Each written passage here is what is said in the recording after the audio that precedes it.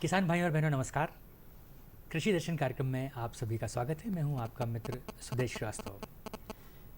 किसान भाइयों, गणेश पर्व पूरे देश में और प्रदेश में धूमधाम से मनाया जा रहा है। आप सभी को इस पर्व की हार्दिक शुभकामनाएं। और ये पर्व हमारे लिए लेकर आया है खूब ज़ोरदार बारिश, जिसका बहुत दिनों से इंतज़ार था हमें। सारे खेत पानी से सरोबार हो चुके हैं और जो चिंताएं आपके माथे पर थीं अब वो दूर हो चुकी हैं।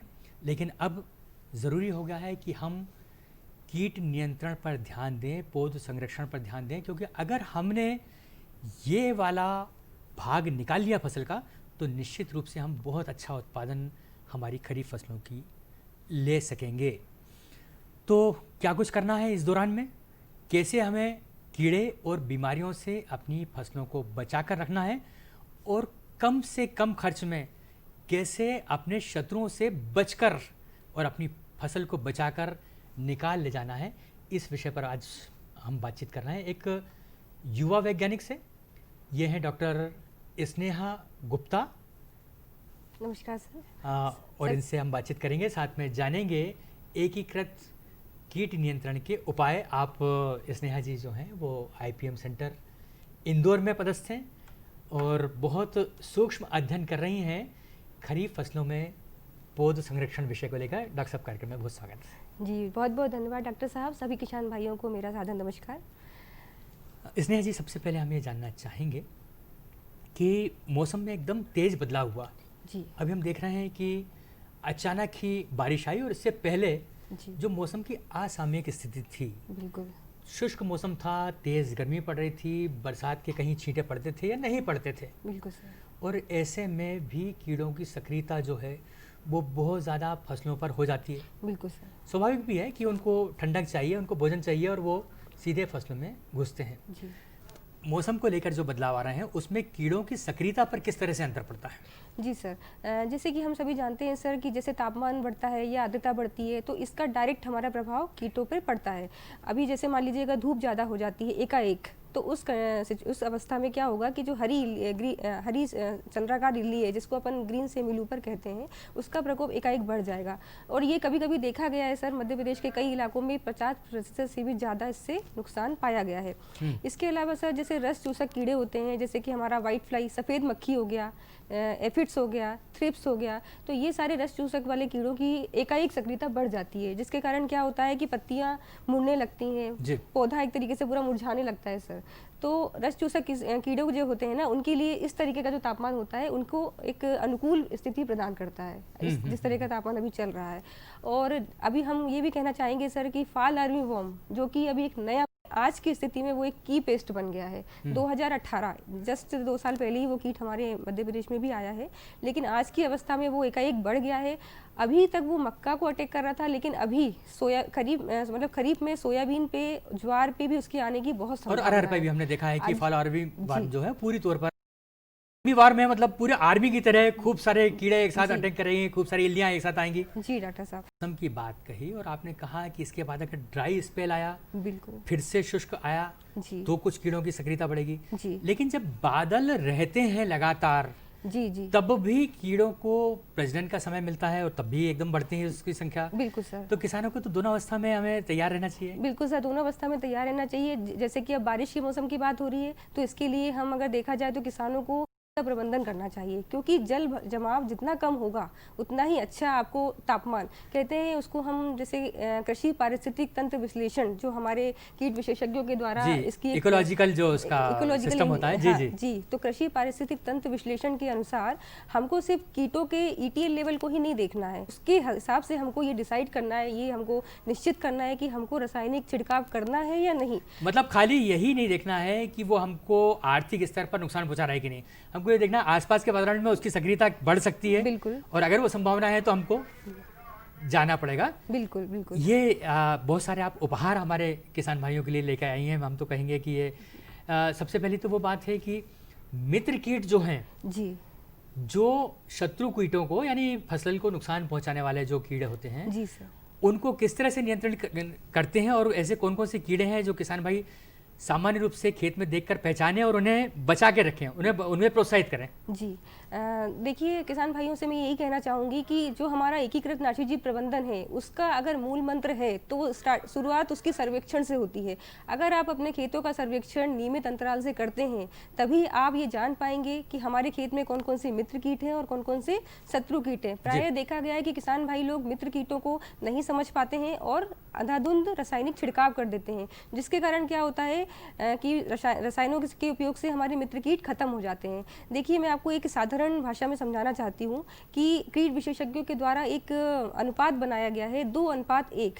मतलब कि अगर 2 अनुपात में शत्रु कीट है और 1 अनुपात में मित्र कीट है तो वो आपस में एक दूसरे को खत्म कर देंगे। उसके लिए आपको ऊपर से कोई भी रासायनिक उपचार करने की जरूरत नहीं है। चलिए हम देख लेते हैं कि कौन कौन से हमारे मित्र कीट हैं और किसान भाई इनकी पहचान करें जिससे कि इनका संरक्षण हो, और इनकी संख्या ज़्यादा हो तो आपको कीटनाशक की तो ज़रूरत ही नहीं है भाई। जी बिल्कुल, जैसे कि हमारे माननीय प्रधानमंत्री जी हैं नरेंद्र सिंह मोदी जी, उनका जो लक्ष्य है कि 2022 तक किसानों की जो इनकम है, जो उनकी मतलब आय है उसको दुगना करना है। तो दुगना करने के लिए हमारे पास एक ही उपाय है कि हम अपनी लागत को कम करें, इसके अलावा हमारे पास कोई उपाय नहीं है। और लागत अगर कम करनी है तो हमको मित्र कीटों को संरक्षण करना पड़ेगा। बिलवाइए मित्रों से अपने। जी सर, तो सबसे पहले हम देखेंगे, मैं अभी कुछ लाइव इंसेक्ट्स भी रखी हूँ और कुछ आपके पहचान के लिए फोटोग्राफ्स भी रखी हूँ। यहाँ पे आप देख सकते हैं ये हमारा लेडी बर्ड बीटल जो कि प्राय सभी प्रकार की खरीफ फसलों में देखा जाता है। ज़्यादातर ये मक्के के खेतों में किसान भाई आप सभी ने इसको देखा भी होगा, मक्के में, सोयाबीन में, कई जगह ये पाया जाता है। अब इसकी खासियत ये है कि लेडी बर्ड बीटल जो है एक दिन में कम से कम 35 से 40 छोटे जो रस चूसक वाले एफिड होते हैं उनको ख़त्म करता है। तो आप ये समझ सकते हैं कि अगर एक कीड़े से हमारे 45 रस चूसक कीड़े अपने आप खत्म हो रहे हैं तो हमको ऊपर से कोई दवाई डालने की आवश्यकता नहीं है। लेकिन ये आप तभी समझ पाएंगे जब आप खेत का सर्वे करके पहचान कि आपके खेत में ये मित्र कीट उपस्थित है। वही आपने बहुत अच्छी बात कही कि ये लेडी बर्ड बीटल है। इसका मतलब ये हुआ कि महिलाओं का जो खेती में योगदान है तो कीड़े भी, हमारी महिला कीट भी जो है वो योगदान दे रही हैं। अगले कीट के बारे में की तरफ चलते हैं हम। जी, सबसे नंबर 1 पे अगर रखा जाता है किसी मित्र कीट को तो वो हमारे कृषि क्षेत्र में है मकड़ी। आप यहाँ देख सकते हैं ये मकड़ी जो है जनरली 8 प्रकार की मकड़ियाँ पाई जाती हैं हमारे खेत में। कुछ मकड़ियाँ पानी में रहती हैं, कुछ मकड़ियाँ सूखे वातावरण में रहती हैं। तो इस तरीके की मकड़ी अगर आपको खेत में दिखती है तो आपको किसान भाइयों उनको नष्ट नहीं करना है, स्प्रे नहीं करना है, क्योंकि ये जो मकड़ी होती हैं इनका भी बहुत ही योगदान रहता है। मैं तो कहूँगी कि मित्र कीटों में नंबर 1 योगदान मकड़ी का ही रहता है। ये भी कम से कम एक दिन में 45 से 50 जो हमारे कीड़े होते हैं जो खेत में हमारे जो छोटे छोटे जो कम दूरी पे चल पाते हैं उनको ये नष्ट कर देते हैं, मारती हैं। जी, उनका जाल बनता है क्योंकि कुछ मकड़ियां जाल बनाती हैं और कुछ मकड़ियां बिना जाल वाली भी रहती हैं। तो ये अपने तरीके से हमारे शत्रु कीटों को नष्ट कर देती हैं। और मित्रों से मिल लेते हैं। जी सर, यहाँ पे आप देख सकते हैं डेमसेल फ्लाई। आपने देखा होगा किसान भाई जो अपनी भाषा में, क्षेत्रीय भाषा में हेलीकॉप्टर के नाम से कई किसान भाई इनको कहते हैं। तो ये जो है डेमसेल फ्लाई है, ये भी क्या करती है, उड़ते हुए जो हमारे खेत में नीचे जो लार्वी चल रहे होते हैं ये उनको चुन चुन के खा लेती है। तो इस तरीके से देखा जाए तो ये भी जो है तो एक दिन में कम से कम 30 से 35 लार्वी को खा जाती है। तो इस तरीके से ये ऑटोमेटिक जो होता है हमारे खेत में शत्रु कीटों का नाश करती है। और हमारे किसानों के बच्चों को ये ध्यान देने की जरूरत है कि इसकी पूंछ में धागा बांध के उड़ाना नहीं है, बहुत काम की चीज़ है। जी जी जी, अभी हम जो हेलीकॉप्टर की बात कर रहे हैं उसी हेलीकॉप्टर वाले ही जीनस में एक और होता है, इसको हम ड्रैगन फ्लाई बोलते हैं, जो कि टोटली आप देख सकते हैं हेलीकॉप्टर की तरह ही दिखाई देता है। ठीक है, तो इसका भी यही है, ये भी एक उड़ते खेत के ऊपर उड़ते हैं, खेत की फसल की ऊंचाई से थोड़ा सा आधा फीट ऊपर। और जब इनको भूख लगती है तो उस समय ये जो भी शत्रु कीट होते हैं, जो लार्वी होते हैं, उनको ये खा जाते हैं। तो अगर इस तरीके के कोई कीट दिखते हैं, जैसे चावल के खेत में धान के खेत में ये बहुत पाए जाते हैं, अगर किसान भाइयों को ये दिखता है तो उस समय स्प्रे नहीं करना है, अन्यथा ये खत्म हो जाएगा तो आपका जो है तो रसायनों पे खर्चा ज़्यादा आएगा। इसके अलावा आप देख सकते हैं इस तरीके का जो कीट होता है इसको हम सिरफिड फ्लाई बोलते हैं। ये भी हमारा मित्र कीट है, ये भी हमारा कई तरीके से जो है हमारे शत्रु कीटों को खाकर नष्ट करता है। ये आप क्राइसोपर्ला कार्निया इसका नाम है। जैसा कि आप देख सकते हैं कपास की फसल में आपने बहुत देखा होगा, ये दोनों ही कीड़े एक ही हैं, लेकिन ये क्राइसोपर्ला के अंडे हैं और ये क्राइसोपर्ला का ग्रब है। मतलब उसी कीड़े के ही 2 अवस्थाएं हैं ये हमारे कपास के फसल में बहुत ज़्यादा पाई जाती हैं, जो कि चुन चुन के हमारे जो कपास के कीट होते हैं उनको खत्म कर देती और है। क्राइसोपरला के तो अंडे जो हैं उसको बढ़ावा देने के लिए किसानों को भी दिए जाते हैं, किसान भी ले सकते हैं। बिल्कुल, जो जैविक खेती जो किसान भाई करते हैं उनके लिए ये चीज़ मार्केट में भी अवेलेबल है, ये वहाँ पे कर सकते हैं। तो किसान भाई इसको पाल सकते हैं, इसके अंडे उपलब्ध होते हैं जो किसी IPM सेंटर से या सही अच्छे केंद्रों से ले सकते हैं और इनको अपने खेतों में प्रोत्साहित कर सकते हैं, बढ़ावा दे सकते हैं। आप कुछ दोस्तों को जो है जिंदा भी लेकर आई हैं जी, इनको भी हम देख लेते हैं। जी सर, ये मैं अभी खेत से इसको लेके आई हूँ, यहाँ पे इसमें रख दीजिएगा। ये मैं मतलब ये कहना चाहिए कि एकदम जीवित अवस्था में हमारा ये मित्र कीट है जो अभी मैं आज खेत से ही लेके आई हूँ। तो ये है हमारा लेडी बर्ड बीटल, ठीक है ना, जैसा कि मैंने आपको अभी चित्र के माध्यम से भी बताया, और ये आप इसको साक्षात देख भी सकते हैं। और ये बहुत ही इसकी खासियत है, मैंने आपको बताया एक दिन में 35 से 40 एफिड्स को ये खत्म करता है। तो ये हमारा बहुत ही शानदार मित्र कीट है जी। इसके अलावा कुछ आज के मौसम में सोयाबीन में सबसे ज़्यादा प्रभाव कर रहा है तो वो गर्डल बीटल, जिसको कि आप लोग रिंग कटर कहते हैं। तो मैं ये रिंग कटर के लार्वी को लेके आई हूँ। ये तो शत्रु है। हाँ, ये हमारा शत्रु कीट है सर। यहाँ पे आप देख सकते हैं गर्डल बीटल की लार्वी, ये भी सर गर्डल बीटल की लार्वी है। हाँ, और उसका आप क्षतिग्रस्त पौधा भी बता दें। जी जी, ये हमारा गर्डल बीटल से क्षतिग्रस्त पौधा। गर्डल बीटल क्या करता है सर, ये रिंग बनाता है, ये इसके तने में जाके रिंग बनाता है, 2 रिंग ये बनाता है। पहले एक रिंग बनाएगा और उसके जस्ट ऊपर ये दूसरा रिंग बनाता है गर्डल बीटल, ठीक है ना। उसके बाद ये अपना अंडा देता है उसमें।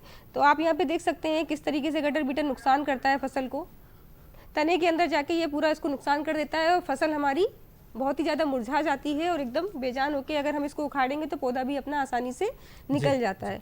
तो अभी इस समय रिंग कटर की समस्या से ज़्यादातर किसान भाई हमारे परेशान हैं। ये हमारे मित्र और शत्रु कीटों का एक हमने नज़ारा देखा जी। इसके अलावा अगर देखा जाए तो सर ये एफिड्स, रस चूसक कीड़े, जिसको अभी आप एफिड बोलते हैं, ये एफिड का प्रकोप भी अभी हमारे मक्का की फसल, खरीफ में मक्का लगा हुआ है, मक्के में और सोयाबीन में हमारा एफिड भी अभी काफ़ी हद तक बढ़ चुका है। क्योंकि मौसम ऐसा होता जा रहा है तो एफिड का प्रकोप भी धीरे धीरे बढ़ता जा रहा है। तो इन सब के लिए किसान भाई रासायनिक नियंत्रण ना करें, उसके लिए कुछ ऐसे वैकल्पिक विधियां हैं जो हमारे IPM में होती हैं, वो मैं अभी आपको तो एफिड्स जो हैं वो हर फसल पे लगभग चिपक जाते हैं और तब तक नहीं छोड़ते जब तक कि उसको पूरा निचोड़ ना लें। बिल्कुल सर। इतने बारीक कीड़े हैं लेकिन बहुत ज्यादा खतरनाक कीड़ा है और बिल्कुल हर मौसम में, चाहे रबी की फसल हो चाहे खरीफ की फसल हो, ये पाए जाते हैं। किसान भाइयों को इनसे सतर्क रहना है। और अब बात नियंत्रण की, डॉक्टर साहब वैसे तो हमारे किसान भाई जैसे ही कीड़ा लगता है, चाहे वो कम मात्रा में लगे चाहे ज्यादा मात्रा में लगे, वो दौड़ पड़ता है कि सीधे सीधे कोई कीटनाशक ले आओ और उसे छिड़क के खत्म कर दो। लेकिन क्या ये तरीका सही है? नहीं डॉक्टर साहब, ये तरीका बिल्कुल सही नहीं है। देखिए किसान भाइयों, ये हमको जो रासायनिक नियंत्रण है ये हमको एक आखिरी ब्रह्मास्त्र के रूप में यूज़ करना चाहिए। जब आपके कोई भी तरीके, जैसे IPM के अंतर्गत बहुत सारी विधियां हैं, वो मैं अभी आपको बता देती हूँ, अगर वो विधियों से हमारा नियंत्रण ना हो तब हमको आखिरी अवस्था में करना चाहिए। और अगर ज़रूरत पड़े भी तो हमको सीमित मात्रा में, सही फसल पर, सही डोज में, मतलब जितनी मात्रा बताई गई, अनुशंसित मात्रा होती है हर एक रसायन की, उतनी मात्रा में सीमित, सही समय पर, सही मात्रा में, सही पैकिंग देख के, है ना, हर चीज़ का सही अनुपात लेके अगर आप करेंगे तो काफ़ी हद तक हमारे पर्यावरण को भी फायदा रहेगा और हम आपकी लागत में भी कमी आएगी। तो ऐसे कौन से उपाय हैं कि जिसमें पैसा भी कम से कम लगे या घरेलू उपाय हो सकते हो जी, और किसान भाइयों को निश्चित रूप से फायदा मिल पाए? जी डॉक्टर साहब, आपने बहुत अच्छा प्रश्न किया है। तो सबसे पहले तो मैं IPM के अंतर्गत बताना, मतलब आपको पूरा विधि, मतलब स्टेप बाय स्टेप चलना चाहूँगी। शुरुआती अवस्था जो रहती है, सर्वेक्षण मैंने आपको बता दिया। कोई भी नियंत्रण या कोई भी प्रबंधन करने से पहले आपको सर्वे करना है। सर्वे के दौरान आपको पता चल जाएगा कि कितने मित्र कीट हैं और कितने शत्रु कीट हैं। अब जब आपने एक बार पता लगा लिया कि आपके खेत में अगर मित्र कीट कम है, तो उस अवस्था में आपको, जैसे कि मैं आपको यांत्रिक विधि के अंतर्गत बता देती हूँ, आपकी ब्लू ट्रैप और येलो ट्रैप के बारे में, जिनको कि मैं लेके भी यहाँ आई हूँ। किसान भाइयों, यहाँ पे ये चिपचिपे से टेप है जी। चिपचिपा प्रपंच इसको बोला जाता है। ये है पीला चिपचिपा प्रपंच। जैसा कि आप देख रहे हैं, इसको यहाँ पे धागे की सहायता से हमारी फसल की ऊंचाई से आधा फीट ऊपर हम इसको बांध देते हैं। और अब जैसे कि नाम से ही जानते हैं चिपचिपा प्रपंच, तो इसको आप लगाने के बाद में, जैसे आपने यहाँ पे इसको लकड़ी में यहाँ बांध के फिट कर दिया, और उसके बाद आप यहाँ से, ये इस प्रकार की गम है कि बारिश से इस गम को कोई भी नुकसान नहीं होगा। तो एक चिपचिपा पदार्थ इस पर है और इस पे जाके कीड़ा चिपक जाएगा। जी साहब, जी साहब। तो इसमें आपके क्या क्या फंसेगा? आपका एफिड हो गया, व्हाइट फ्लाई हो गई, इसको जितने फंसा आपके के ही बता दीजिए ना जी, डॉक्टर साहब। रस चूसक कीड़े। अभी जी ये देखिए, यहाँ पे आप देख सकते हैं, बहुत ही शानदार उदाहरण है। यहाँ पे आप देख सकते हैं किस तरीके से रस चूसक कीड़ों ने हमारे इस पीले प्रपंच पे आके ये सारे कीड़े फंस गए हैं। तो अगर किसान भाई हमारे अगर 1 एकड़ के खेत में अगर ये कम से कम 6 से 7 आप ट्रिप लगाते हैं, लेकिन आपको ये सब शुरुआती अवस्था में कर लेना है, क्योंकि किसी भी कीट का नियंत्रण, मैंने आपको पहले भी बताया, IPM जो है वो सफल तभी होगा जब आप खेत की निगरानी करेंगे और शुरुआती अवस्था से इनका प्रयोग करेंगे। स्नेहा जी, अगर इसको हम लकड़ियों से बांध कर लगा दें जी, तो क्या वो जो टी आकार की हम खूंटी गाड़ते हैं जी, तो उस पर भी इसको लगा सकता है?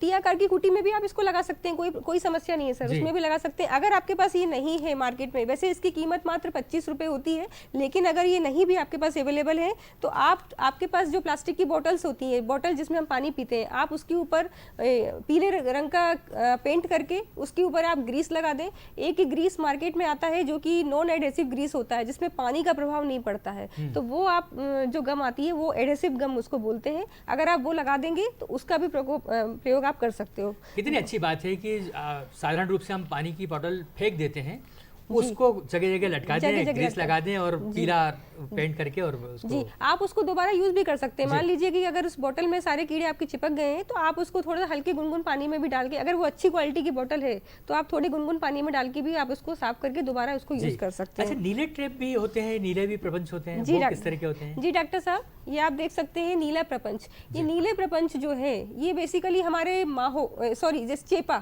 चेपा के लिए यूज होता है। ये भी, इसको लगाने का तरीका भी सेम पीले प्रपंच की तरह है। आप देख सकते हैं छोटे छोटे कीट होते हैं, चेपा जिसको बोलते हैं, हमारे थ्रिप्स में ये बहुत ज़्यादा प्रभावशाली होता है। मैंने तो यहाँ तक देखा है कि देवास में जहाँ पे हमारे कृषक जो हमारे फार्मर्स फील्ड स्कूल चलते थे, तो उसमें इसका बहुत अच्छा रिजल्ट आया है। तो इनको भी आप 1 एकड़ में कम से कम 6 से 7 ट्रिप लगा दें तो इससे काफ़ी फायदा होगा किसान भाइयों को। लीजिए, और मुझे लगता नहीं कि इसकी बहुत ज़्यादा कीमत होगी, और किसान भाई अगर खुद बना सकें तो बहुत ही अच्छी बात है। जी, मात्र 25 रुपये में ये अवेलेबल है सर, और अगर पूरा सेट आप लेना चाहते हैं तो शायद 150 रुपीज़ का सेट भी आता है। जी, ज़्यादा लेने पर कम उसका सेट भी आता है, तो इस तरीके से आप इसको ले सकते हैं। तो ये चिपचिपे प्रपंच हो गए हैं। अब आप ये बताएं कि जो हम टी आकार की खूंटियों की बात कर रहे थे, क्या वो उपयुक्त है इस समय लगाना, और किन कीड़ों के विरुद्ध वो काम कर पाएंगे? जी सर, टी आकार की खूंटियाँ जो डॉक्टर साहब बोल रहे हैं जी, इसका बहुत ही अच्छा रिजल्ट देखा गया है। उसमें क्या होता है कि पक्षी आकर के बैठते हैं और जो नीचे हमारे लार्वी, खेतों में जो हमारे लार्वी होते हैं उस पर वो पक्षी लार्वी को खा के नियंत्रण करते हैं। देखिए किसान भाइयों, जैसे मक्के की फसल जब पकने की अवस्था में आ जाती है, जब उसमें भुट्टे के दाने लग जाते हैं, अगर आप उस अवस्था में टी आकार की खूंटियाँ लगाएंगे तो निस्संदेह आपको नुकसान होगा। लेकिन अगर शुरुआती अवस्था में आप लगाते हैं तो ये टी आकार की खूंटियाँ बहुत फायदेमंद होती हैं। उनको भी आपको 1 हेक्टेयर में कम से कम 8 से 10 खूंटियों को आप लगाएंगे तो आपके खेत में आपको इल्लियों के नियंत्रण के लिए बहुत सहायता मिलेगी। तो टी आकार मतलब अंग्रेजी का जो टी अक्षर होता है, उस आकार की चिड़िया बैठने के ठिकाने आप बना दें, और उस पर जब पक्षी बैठेंगे तो वो नाश्ता करेंगे इल्लियों का जी, और हमारी बचत होगी, हमारी फसल बचेगी जी। ये बहुत सरल और सस्ता उपाय है जिसको किसान भाई अपनाने भी लगे हैं। डॉक्टर साहब, और कौन से ऐसे प्रपंच हो सकते हैं, कौन से ऐसे उपाय हो सकते हैं, वैकल्पिक साधन हो सकते हैं जो जिनमें कीटनाशकों का प्रयोग नहीं भी करना हो और पैसों की बचत हो? बिल्कुल डॉक्टर साहब, आपने बहुत सही प्रश्न पूछा। सबसे पहले तो मैं बताऊंगी, नीम, जो कि सारे किसान भाइयों के पास में नीम का पेड़ और नीम की खली जो रहती है वो आसानी से उपलब्ध हो जाती है। तो 5% नीम का सॉल्यूशन जो बनता है, NSKE जिसको हम बोलते हैं, तो 5 किलो नीम की पत्तियों को आप जो है तो 100 लीटर पानी में उसको भिगो के रख दें। अगले दिन सुबह उसका पूरा घोल पीसने के बाद उसका घोल बना के आप थोड़ा सा उसमें डिटर्जेंट या फिर कुछ चिपचिपा पदार्थ अगर डाल के आप स्प्रे अगर करते हैं तो आपको बहुत ही अच्छा रिजल्ट मिलेगा। लार्वा मतलब इसके जितने भी कीटों के लार्वी होते हैं, और जहाँ तक कि नीम की मतलब नीम के अंदर एक ऐसी प्रॉपर्टी होती है कि वो अंडे को भी नष्ट करता है। जहाँ तक कि कोई भी पेस्टिसाइड ओविसिडल नहीं होता है जनरली, लेकिन नीम का जो पेस्टिसाइड बनते हैं मार्केट में वो अंडे को भी खत्म कर सकते हैं। तो अगर अंडा ही आपने खत्म कर दिया तो आगे जो उसकी अवस्थाएं हैं, इल्ली है या पंखी है, वो रहेंगी नहीं। बिल्कुल। तो नीम जो है दिखने में साधारण सी चीज है, मुफ्त की चीज है जी, लेकिन बड़े काम करती है। जी, हमको क्या करना है, कीटों का जो जीवन चक्र है उस जीवन चक्र को तोड़ना है। तो वो शुरुआती अवस्था में अगर अंडे से हमने तोड़ दिया तो वो आगे उसका इल्ली में परिवर्तन ही नहीं हो पाएगा, तो उससे किसान भाइयों की लागत में बहुत कमी आ जाएगी। हमें दोस्तों से भी परिचय करवाया, डॉक्टर स्नेहा गुप्ता जी ने हमें शत्रुओं से भी परिचय करवाया, और आपको जो सतर्कता के प्रारंभिक उपाय रसायनों के अलावा बहुत सारे ऐसे उपाय बताएं जिसमें हमें कुछ भी खर्च भी नहीं करना है। डॉक्टर साहब आपको बहुत बहुत धन्यवाद, और किसान भाइयों में उम्मीद है कि ये जानकारी आपके लिए काफ़ी उपयोगी रही होगी। आइए अब चलते चलते सुन लेते हैं खबरें खेती की, और इजाज़त दीजिए सुदेश श्रीवास्तव और स्नेहा गुप्ता को। नमस्कार। नमस्कार।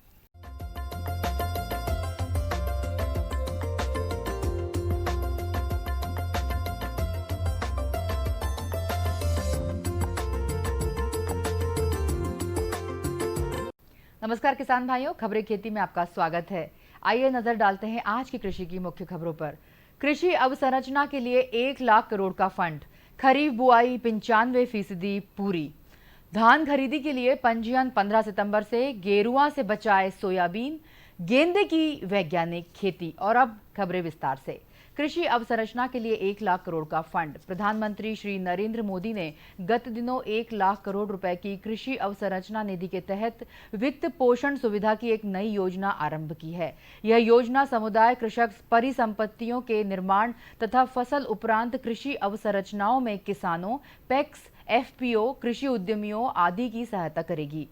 ये परिसंपत्तियां उनकी उपज के लिए अधिक मूल्य पाने में किसानों को सक्षम बनाएंगी, क्योंकि वे उच्चतर मूल्यों पर भंडारण एवं बिक्री करने, अपव्ययों को कम करने तथा प्रसंस्करण एवं मूल्यवर्धन बढ़ाने में सक्षम हो जाएंगे। मंत्रिमंडल द्वारा योजना को अनुमोदित किए जाने के केवल 30 दिनों के बाद 2280 से अधिक कृषक सोसाइटियों को 1000 करोड़ रुपए से अधिक की पहली मंजूरी दी गई। इस कार्यक्रम का संचालन वीडियो कॉन्फ्रेंस के जरिए किया गया तथा इसमें देश भर के लाखों किसानों, एफपीओ, सहकारी संघों, पैक्स एवं नागरिकों ने भाग लिया। इसी कार्यक्रम के दौरान प्रधानमंत्री ने लगभग 8.5 करोड़ किसानों को 17,000 करोड़ रुपए की पीएम किसान योजना के तहत छठी किस्त भी जारी की। इस हस्तांतरण के साथ इस योजना ने 1 दिसंबर 2018 को अपनी शुरुआत से 10 करोड़ से अधिक किसानों के हाथों में 90,000 करोड़ रुपए से अधिक उपलब्ध करा दिया है। इस योजना की अवधि वित्त वर्ष 2020 से 2029 में होगी। लाभार्थियों में किसान, पैक्स, विपणन, सहकारी सोसाइटियां, एफपीओ, एसएचजी, संयुक्त जवाबदेही समूह, जेएलजी, बहुउद्देशीय सहकारी समितियां, कृषि उद्यमी, स्टार्टअप्स और केंद्रीय राज्य एजेंसियां या सार्वजनिक निजी साझेदारी परियोजना प्रायोजित स्थानीय निकाय शामिल हैं। खरीफ बुआई 95% पूरी। मध्य प्रदेश में खरीफ फसलों की बुआई लक्ष्य के विरुद्ध 95% पूरी कर ली गई है। इसमें सोयाबीन, मक्का, मूंगफली एवं कपास की बोनी अधिक रकबे में हो गई है। अब तक 140 लाख हेक्टेयर में बुआई हुई है, जबकि गत वर्ष इस समय तक 125.71 लाख हेक्टेयर में बोनी की गई थी। कृषि विभाग के मुताबिक राज्य में चालू खरीफ में 146.31 लाख हेक्टेयर में फसलें लेने का लक्ष्य रखा गया है। इसके विरुद्ध 140 लाख हेक्टेयर में बोनी कर ली गई है। सोया राज्य में अब तक सोयाबीन की बोनी 58.30 लाख हेक्टेयर में कर ली गई है, जो लक्ष्य 57.70 लाख हेक्टेयर से 60,000 हेक्टेयर अधिक है। राज्य में अब तक धान की 26.22 लाख हेक्टेयर में, मक्का 15.19, बाजरा 3.05, तुअर 4.06, उड़द 15.94, मूंगफली 2.78, तिल 3.15 एवं कपास की 6.42 लाख हेक्टेयर में बुआई हुई है। धान खरीदी के लिए पंजीयन 15 सितंबर से। खरीफ विपणन वर्ष 2020-21 में धान, मोटा अनाज के उपार्जन के लिए 15 सितंबर से 15 अक्टूबर 20 तक किसानों के पंजीयन की कार्रवाई की जाए। प्रमुख सचिव खाद्य श्री फैज अहमद के दुबई मंत्रालय में खरीफ फसल के समर्थन मूल्य पर खरीदी की पूर्व तैयारियों के संबंध में अधिकारियों से चर्चा कर रहे थे। प्रमुख सचिव ने कहा कि धान विक्रय के लिए किसान विगत वर्ष की भांति किसान ऐप, पंजीयन केंद्र, कियोस्क, ई उपार्जन के माध्यम से अपना पंजीयन करा सकेंगे। नए किसान, सिकमी एवं वन पट्टाधारी किसानों को पंजीयन केंद्र से ही अपना पंजीयन कराने की सुविधा होगी। किसान पंजीयन में भूमि एवं बोई गई फसल का रकबा गिरदावरी से लिया जाएगा। गिरदावरी की अंतिम तिथि 20 अगस्त है। उसके उपरांत 15 दिन में किसान दावा आपत्ति दर्ज करा सकेंगे। गेरुआ से बचाए सोयाबीन। सोयाबीन में गेरुआ रोग अधिकांशतः अगस्त सितंबर में ही आता है। चूंकि इस समय निरंतर वर्षा होती है और आर्द्रता बढ़ जाती है, पत्तियों की निचली सतह में गेरुआ के धब्बे उभरे हुए दिखाई देते हैं। यदि इन धब्बों को हाथ से दबाएं तो रोरी की तरह लगेगा। गेरुआ के उपचार के लिए हेक्साकोनाजोल या प्रोपिकोनाजोल या ऑक्सीकॉर्बेक्सिन की 800 मिलीलीटर मात्रा को 800 लीटर पानी में मिलाकर घोल बनाएं, जिसे 10 दिन के अंतर से इसका 2 छिड़काव निचली पत्तियों पर करें। बुआई के 35 से 40 दिन बाद बचाव यदि किया जाए तो अच्छे परिणाम होंगे। गेंदे की वैज्ञानिक खेती। गेंदे की खेती सभी प्रकार की जमीन में की जा सकती है। हाँ, इतना जरूर है कि भारी जमीन में जल निथार की व्यवस्था जरूरी है। फूलों की ज़रूरत 12 महीने होती है। पूजन से लेकर शादी विवाह तक इसकी ज़रूरत होती है, इसलिए इसकी बाजार में मांग सदैव बनी रहती है। इसकी जातियां मुख्यतः अफ्रीकन एवं मैक्सिकन गेंदा होती है, जिसके अंतर्गत अनेक किस्में होती हैं। तो किसान भाइयों, खबरें खेती में बस इतना ही। आप देखते रहिए कार्यक्रम कृषि दर्शन और मुझे दीजिए आज्ञा। नमस्कार।